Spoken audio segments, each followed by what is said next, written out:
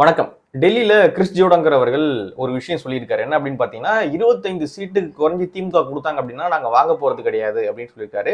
கரெக்ட்டா அவர் என்ன சொல்லியிருக்காரு அப்படின்னு பார்த்தீங்கன்னா, 25 சீட்டுகள் வழங்கினால் ஏற்க முடியாது. சட்டப்பேரவை தேர்தலில் கூடுதல் சீட்டுகளை கேட்கிறோம். மாநிலங்களவை சீட்டையும் கேட்டுப் பெறுவோம் அப்படின்னு டெல்லியில சொல்லியிருக்காரு. 25 சீட்டுலாம் பத்தாது அப்படின்றத கிறிஸ் ஜோர்டான்கர் அவர்கள் சொல்லியிருக்காரு. ராஜ்யசபா சீட்டும் கேட்கிறோம் அப்படின்ற மாதிரியும் சொல்லியிருக்காங்க.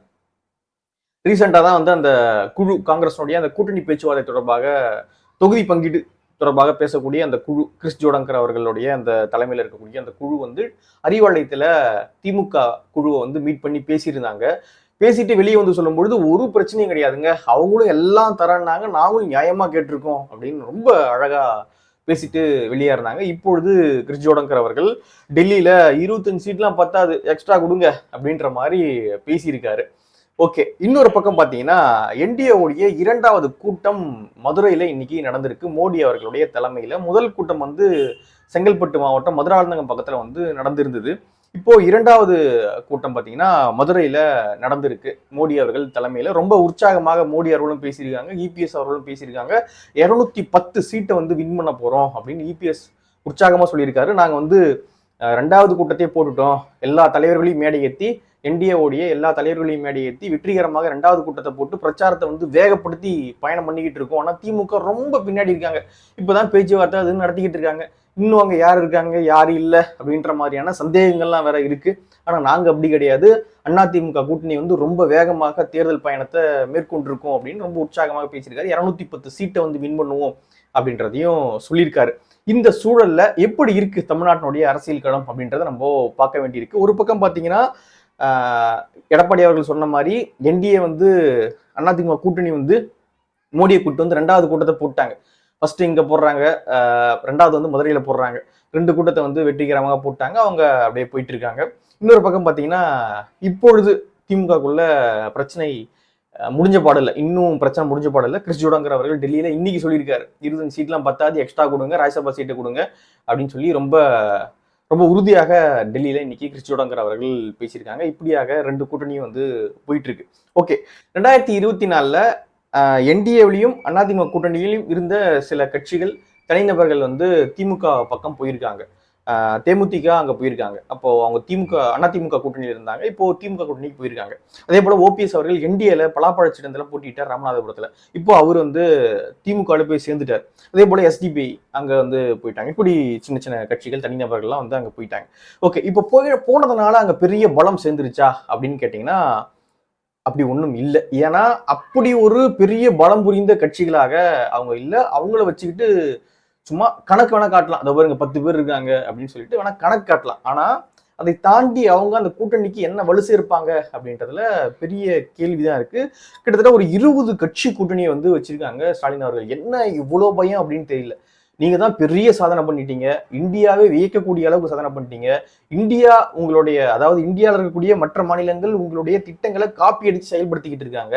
அந்த அளவுக்கு மக்கள் செல்வாக்கு திட்டங்களால வந்து மக்கள் கிட்ட போய் ஸ்டாலின் அவர்கள் சேர்ந்திருக்காரு. திமுகவுக்கு நற்பெயர் நற்பெயர் நற்பெயராக இருந்துகிட்டு இருக்கு. அப்படி இருக்கும் பொழுது ஆல்ரெடியே வலுவான கூட்டணியை வேற சொல்லிட்டு இருக்கீங்க. 2019ல இருந்து தோல்வியடையாத வலுவான கூட்டணியை வேற அமைச்சிருக்கீங்க. அப்படி இருக்கும்பொழுது எதற்காக ஓபிஎஸ் கட்சியில சேர்க்கணும், டிஎம்டிகேவை கொண்டு வரணும், இன்னும் நிறைய கட்சிகளை வந்து கொண்டு போய் இன்னைக்கு கிட்டத்தட்ட ஒரு 20 கட்சி கூட்டணியை வந்து அமைச்சிருக்காரு திரு ஸ்டாலின் அவர்கள்.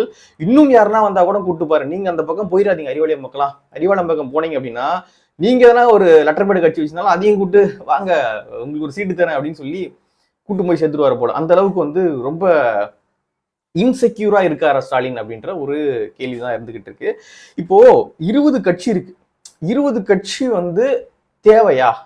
20 கட்சியும் இல்ல பலம் பொருந்திய கட்சியா அப்படின்னு கேட்டீங்கன்னா கிடையாது. முதல்ல 20 கட்சி தேவையே இல்லை. 2019ல இருந்து ஒரு வெற்றி கூட்டணியை அவங்க வச்சிருக்காங்க. விசிக, மதிமுக, கம்யூனிஸ்டுகள், காங்கிரஸ் அப்படின்ற ஒரு சில கட்சிகளை வந்து கூட்டு சேர்த்து திமுக பயணம் பண்ணிட்டு இருக்காங்க. அது வெற்றி கூட்டணியாக இருந்துகிட்டு இருக்கு. அப்படி இருக்கும் பொழுது சின்ன சின்ன கட்சிகள், முக்குளத்தூர் புலிப்படை இருக்கு, அப்புறம் வந்து எஸ்டிபிஐ கூட்டு போறாங்க, தனியரசு அவர்கள், இப்படின்னு நிறைய பேர் வந்து சின்ன சின்ன கட்சிகளையும் கூட்டு சேர்த்துக்கிட்டு அவங்க கூடயும் வந்து தொகுதி பங்கீட்டுலாம் வந்து பண்ணிக்கிட்டு இருக்காங்க. பலருக்கு ஒரு சீட்டை கொடுத்து உதயச்சூரன் சின்னத்துல இல்லுங்க அப்படின்ற மாதிரி பேசிக்கிட்டு இருக்காங்க. ஓகே. இப்போ அங்க பாத்தீங்கன்னா பெரிய கூட்டணி இருக்க மாதிரி இருக்கு, 20 கட்சிகள் இருக்க மாதிரி இருக்கு. ஆனா இந்த பக்கம் பாத்தீங்கன்னா 4-5 கட்சி தான் இருக்கு. அதிமுக பக்கம் சொல்றேன், 4-5 கட்சி இதெல்லாம் இருக்கு. இது அது கூட மோதுமா அப்படின்ற மாதிரியான பார்வையும் நமக்கு இருக்கலாம். என்னுடைய பாயிண்ட் என்ன, என்னுடைய பார்வை இப்பொழுதுக்கு என்ன அப்படின்னு பாத்தீங்கன்னா, திமுக கூட்டணி தான் கொஞ்சம் முந்தி இருக்காங்க அப்படின்றதான் நான் இப்போ ஃபீல் பண்றேன். ரிசல்ட் தான் வந்து அது ஃபேக்சுவலா நிரூபிக்கும். இப்போ பார்க்கும்பொழுது, களத்தெல்லாம் பார்க்கும்பொழுது திமுக கூட்டணி கொஞ்சம் முந்தி தான் இருக்காங்க, அதெல்லாம் மாற்று கருத்தே கிடையாது. ஆனா அதிமுக கூட்டணி ரொம்ப பின்னாடி இருக்காங்களா அப்படின்னு கேட்டீங்கன்னா அதுல பெரிய கேள்விக்குறி தான். ஏன்னா ஓபிஎஸ் அவர்கள் போய் சேர்ந்துட்டாரு அப்படின்னு நம்ம சொல்லலாம். ஓபிஎஸ்ஸே போயிட்டாரு முன்னாள் முதல்வர் அப்படின்னு. ஓபிஎஸ்க்கு பெரிய செல்வாக்கெல்லாம் கிடையாது. பெரிய செல்வாக்கு உள்ள தலைவராக இருந்திருந்தா ஒரு கட்சி ஆரம்பிச்சு தனிச்சு ஏடிஎம்கேவை சேலஞ்ச் பண்ணியிருப்பாரு, திமுகவை சேலஞ்ச் பண்ணியிருப்பாரு. அவருக்கு துரோகம் பண்ணதாக சொல்லப்படக்கூடிய பிஜேபிக்கு வந்து சேலஞ்ச் பண்ணியிருப்பாரு. அப்படி சேலஞ்ச் பண்ணக்கூடிய ஆள்லாம் வந்து ஓபிஎஸ் அவர்கள் கிடையாது. சும்மா ஏன்னா ஒரு சீட்டு கொடுத்தாங்க அப்படின்னா கம்முன்னு வாங்கிட்டு நிற்கக்கூடிய ஒரு ஆள் தான். மற்றபடி அவரால் ஒன்றும் பண்ண முடியாது. ராமநாதபுரத்துல பார்த்துருந்தோம் அவருடைய செல்வாக்கெல்லாம் என்னன்னு. 2024 பலாப்பழ சின்னத்துல வந்து போட்டி போட்டிருந்தார். அப்போ செல்வாக்கெல்லாம் நம்ம பார்த்துருந்தோம். அதனால ஓபிஎஸ் போயிட்டாரு, இந்த தேமுதிக சும்மா 1% ஓட்டு தான் வச்சிருக்காங்க, ஸோ அந்த கட்சி போயிட்டாங்க. முக்குளத்தூர் புலிப்படை அவர் வீட்டில் இருக்கக்கூடியவங்களே ஓட்டு போடுவாங்கன்னு தெரியல, ஸோ அவங்க தனியரசு ஐயா அவர்கள் எத்தனை ஓட்டு இருக்குன்னு தெரியல. இந்த மாதிரியான ஆட்கள்லாம் கூட இருக்காங்க அப்படின்றதுனாலயே திமுக வந்து ரொம்ப பலமான கூட்டணி அப்படின்னு சொல்லிட முடியாது. அதுக்காக பலவீனமான கூட்டணின்னு சொல்லிட முடியாது. ஏன்னா ஆல்ரெடி அவங்க பழைய கூட்டணி இருந்துச்சு இல்லையா, விசிக, காங்கிரஸ், கம்யூனிஸ்டுகள், மதிமுக, திமுக, இந்த கூட்டணி பலமான கூட்டணி தான். இப்போ இவங்க அடிஷ்னலா ஒரு 4-5 பேர் போயிருக்காங்க பாருங்க, இவங்களால பெரிய பலம் சேர்ந்திருக்கு அப்படின்னு நம்ம சொல்லிட முடியாது. ஓகே, எப்படி இருந்தாலும் இப்ப களத்துல வந்து திமுக கொஞ்சம் முன்னாடி தான் இருக்காங்க அப்படின்றத மாற்று கருத்து கிடையாது. ஓகே, அப்போ அதிமுகவுடைய பலம் என்ன அப்படின்னு பார்ப்போமே.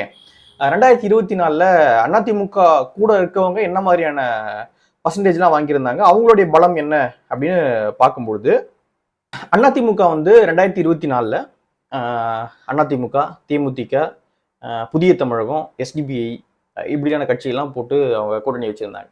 அப்போ அந்த கட்சி அந்த கூட்டணியா பார்த்தீங்கன்னா ஒரு 23% வாங்கியிருந்தாங்க. நெருக்கி பார்த்தீங்கன்னா 23% வாங்கியிருந்தாங்க. அதிமுக மட்டும் தனிச்சு பார்த்தீங்கன்னா ஒரு 20% வாக்குகள் வாங்கியிருந்தாங்க. இப்போ அந்த கட்சிகள் இப்போ அதிமுகவோடு இல்லை. 2024 அதிமுகவோடு பயணித்த கட்சிகள் இப்போ அதிமுகவோடு இல்லை. புதிய தமிழகம், எஸ்டிபி, இவங்க தேமுதிக இப்படின்னு யாருமே வந்து அதிமுகவோடு இல்லை. அப்படின்னு பார்த்தீங்கன்னா அதிமுகவுக்கு ஒரு 20% ஓட்டு அப்படின்னு வச்சுப்போம், 20% ஓட்டுன்னு வச்சுப்போம். பிஜேபி வந்து தனிச்சு அவங்க ஒரு என்டிஏ கூட்டணி, அவங்க ஒரு 3வது அணியை வந்து ஃபார்ம் பண்ணியிருந்தாங்க. அவங்களுடைய கூட்டணியா பார்த்தீங்க அப்படின்னா 2024 என்டிஏ வந்து 18 விழுக்காடு வாக்குகளை வந்து வாங்கியிருந்தாங்க. இதுவே தனிச்சு பிஜேபி அப்படின்னு பார்த்தீங்கன்னா 11.5 விழுக்காடு வாக்குகளை வந்து வாங்கியிருந்தாங்க. 11ன்னு வச்சுப்போம், 11 கூட 10ன்னு வச்சுப்போம், 10 விழுக்காடு வாக்குன்னு வச்சோம். 11 வாங்கியிருந்தாங்க, அப்படி குறைச்சிக்கிச்சு ஒரு 10 விழுக்காடுன்னு வச்சுக்கோமே. 10 விழுக்காடு வாக்குகள் அப்படின்னு இருக்கு. அப்போ அதிமுக 20 விழுக்காடு, பிஜேபி தனிச்சு 2024 வாங்கினது வந்து கூட்டணி அமைச்சாங்க. ஆனா தனிச்சு பாத்தீங்க அப்படின்னா ஒரு 10 விழுக்காடு அவங்க வந்து வச்சிருக்காங்க. நெருக்கி பார்த்தோம் அப்படின்னா ஒரு 10 விழுக்காடு வச்சிருக்காங்க. அப்போ 20 ஒரு 30 விழுக்காடு. அப்புறம் பாத்தீங்கன்னா பிஎம்கே அவங்க ஒரு 4%. இந்த 4-5 அப்படின்றதுல பிஎம்கே என்னைக்குமே வந்து குறையும் குறையாது, ஏறவும் ஏறாது. இந்த 4-5 இந்த ரேஞ்சிலே வந்து பயணிக்கக்கூடிய ஒரு கட்சினா அது பிஎம்கே. ஏன்னா வந்து அவங்களுக்கு கேஸ்ட் பேக்கப் இருக்கு. அதனால அவங்க வந்து பெரிய அளவுல சரியவும் மாட்டாங்க, பெரிய அளவுல ஏறவும் முடியாது அவங்களால. ஒரு 4% வச்சுப்போமே. 20, 10, 4, 34. ஓகேங்களா. அடுத்தது வந்து அமமுக அவங்க ஒரு 3-4%, 3% வச்சுப்போம். 4, 3, 7னா வச்சுங்க 37. ஆன்டி டிஎம்கே ஒரு 3% ஆன்டி டிஎம்கே அதெல்லாம் இருக்கு இல்லையா. அப்புறம் சின்ன சின்ன கட்சிகள்லாம் இன்னும் கூட இருக்காங்க, ஐஜேகே, ஜிகே வாசன் அப்படின்னு சின்ன சின்ன கட்சிகள்லாம் வச்சு அதிமுகவுக்கு ஆக்சுவலா நம்ம பார்க்க போனோம் அப்படின்னா அது இந்த நம்பர் தான் கரெக்டா வந்து 26ல விழுமா அப்படின்னு நமக்கு தெரியல. ஆனா 24 வச்சு நம்ம கணக்கு பண்ணும் பொழுது கிட்டத்தட்ட ஒரு 40% வந்து அதிமுக பக்கம் இருக்கு. ஆனா அது அப்படி ஒர்க் ஆகுமான்னு எனக்கு தெரியல. ஆனா 24ல வச்சு இப்ப கம்பேர் பண்ணோம் அப்படின்னா அவங்க கூட இருக்கக்கூடியவங்க 24ல வாங்கின வாக்கை வச்சு அப்படியே நம்ம கால்குலேட் பண்ணி இப்போ கணக்கு பண்ணோம், எல்லாம் கூட்டி எவ்வளவு இருக்குன்னு பார்த்தோம் அப்படின்னா ஒரு 40% இருக்கு. ஆன்டி இன்கம்பன்சி எல்லாம் சேர்த்து ஒரு 40% வாக்கு வந்து அதிமுக பக்கம் இருக்கு. அப்போ திமுக பக்கம் 2024 அந்த எலெக்ஷன் ரிசல்ட் வச்சு கணக்கு பண்ணும்பொழுது ஒரு 45% இருக்கும். ஆன்டி இன்கம்பன்ஸ்லாம் இருக்கிற காரணத்தினால ஒரு 3% 2% வேணா குறைச்சிக்கலாம். அப்படின்னா ஒரு 40 ஒரு 43ன்னு வச்சுக்கோமே. அதிமுக கூட்டணி ஒரு 40, திமுக கூட்டணி ஒரு 42 43 வந்து வாங்குவாங்க. பெரிய டிஃபரன்ஸ்லாம் இல்ல இப்போ இருக்கிற விஷயம் வச்சு. ஆனா இது அப்படியே இந்த நம்பர் வந்து விழுமா அப்படின்றலாம் நமக்கு தெரியல. அதையும் நான் இப்ப சொல்லிடுறேன். அந்த நம்பர் அப்படியே வந்து விழுமா அப்படின்றதெல்லாம் கேட்காதீங்க. கண்டிப்பா அது எனக்கு தெரியல. அது வந்து ஃபேக்சுவலா வரும்போது தான் நமக்கு தெரியும். ஆனா 24 ரிசல்ட் வச்சு நம்ம பார்க்கும்பொழுது அதிமுக கூட்டணி ஒரு 40 விழுக்காடு வாக்குகளை வச்சிருக்காங்க. திமுக கூட்டணி ஒரு 42 43 விழுக்காடு வாக்குகளை வச்சிருக்காங்க. அப்படி பார்க்கும்பொழுது நம்ம பெரிய அளவுல திமுக முந்தி நிக்கிறாங்க, திமுக டச் பண்ணவே முடியாது அதிமுக கூட்டணியால அப்படின்னு வந்து சொல்ல முடியாது. இப்போதைய சூழலுக்கு நம்ம வெயிட் பண்ணி தான் பார்க்கணும். ஆல்ரெடியே காங்கிரஸ் பிரச்சனை கொடுத்துக்கிட்டு இருக்காங்க. 25 சீட்டு கொடுக்கல அப்படின்னா நாங்க வாங்கவே மாட்டோம் அப்படின்னு வந்து கிறிஸ் ஜோடங்கர் அவர்கள் டெல்லியில சொல்லியிருக்காரு. இங்க கம்முன்னு வந்து போறாரு. ஆனா டெல்லிக்கு போயிட்டு அவரு டக்கு டக்குன்னு ஏதாவது பேசுறாரு. ஸோ இன்னைக்கும் அவர் பேசியிருக்காரு. 25 சீட்லாம் பத்தாது அப்படின்னு டெல்லியில போய் சொல்லியிருக்காரு. ஸோ இந்த சூழல்ல அதிமுக கூட்டணி கொஞ்சம் வேகமாகவும் இருக்காங்க. மோடியை கூட்டு வந்து 2வது மீட்டிங்கை போட்டாங்க மதுரையில. ஸோ அப்படி இருக்க சூழல்ல பெரிய வித்தியாசம் வருவதற்கான வாய்ப்புகள் இல்லைன்னு நினைக்கிறேன். எலெக்ஷன்ல ரொம்ப டைட்டான எலெக்ஷனாக தான் இது போகும்னு நினைக்கிறேன். இப்படி இவங்களே இவ்வளவு பர்சன்டேஜ் வாக்குகள் வச்சிருக்கும் பொழுது இன்னும் டிவிக்கே இருக்காங்க. 24 டிவிக்கே போட்டி போடல. டிவிக்கே இருக்காங்க, என்டிகே இருக்காங்க. இவங்களாம் வந்து இந்த களத்துல மோதும் பொழுது நம்ம வெறும் ஏடிஎம்கே உடைய வாக்கு விழுக்காடு இவ்வளவு இருக்கும், டிஎம்கே உடைய வாக்கு விழுக்காடு இவ்வளவு வரும் அப்படின்ற மாதிரி சொல்லியிருக்கோம் 24 எலெக்ஷன் வச்சு.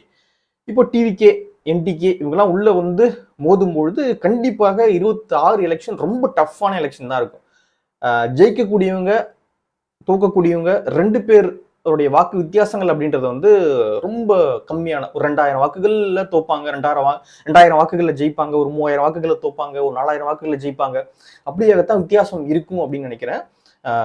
திமுக இன்னைக்கு ரொம்ப முந்தி நிக்குது, ஒன்னும் எட்டவே முடியாது, அவங்கள எட்டி பிடிக்கவே முடியாது அப்படின்ற அளவுல இன்னைக்கு திமுக இல்லை. ஏன்னா ஃபேக்சுவலா 2024 ரிசல்ட் வச்சு இப்ப பார்க்கும்பொழுது அப்படி இல்லை, கிரவுண்ட் அப்படி இல்லை. ஆனா திமுகவுக்கு ஒரு அட்வான்டேஜ் இருக்கா அப்படின்னு கேட்டீங்கன்னா கண்டிப்பா இருக்கு. திமுகவுக்கு இந்த சூழல்ல இன்னைக்கு வரைக்கும் திமுகவுக்கு தான் ஒரு அட்வான்டேஜ் இருக்கு. ஆனா அது ரொம்ப பெருசு இல்லை. ரொம்ப சும்மா ஒரு 2 ஸ்டெப் பின்னாடி இருக்காங்க, 2-3 ஸ்டெப் அதிமுக பின்னாடி இருக்காங்க, ஒரு 3 ஸ்டெப் 2 ஸ்டெப் வந்து திமுக முன்னாடி இருக்காங்க அப்படின்னு நம்ம எடுத்துக்கோமே தவிர பெரிய அளவுல அந்த அவ்வளோ சீன் போடுறதுக்கான வேலைகள் ஒன்றும் இல்லை. ரிசல்ட் தான் நம்ம கணிச்சிக்கலாம். ஆனா ரிசல்ட் தான் ஃபேக்சுவலா என்ன இருக்கு அப்படின்றத சொல்லும். நம்ம வெயிட் பண்ணி பார்ப்போம். உங்களுடைய கெஸ் என்ன? எந்த கூட்டணி இப்பொழுது வேகம் எடுக்கிறாங்க, எந்த கூட்டணி கொஞ்சம் பின்தங்குறாங்க, எப்படி போயிட்டு இருக்கு அரசியல் களம் அப்படின்ற உங்களுடைய பார்வை என்ன அப்படின்றத கீழே கமெண்ட்ல பதிவு பண்ணுங்க. அப்படியே சப்ஸ்கிரைபும் பண்ணிடுங்க. நன்றி.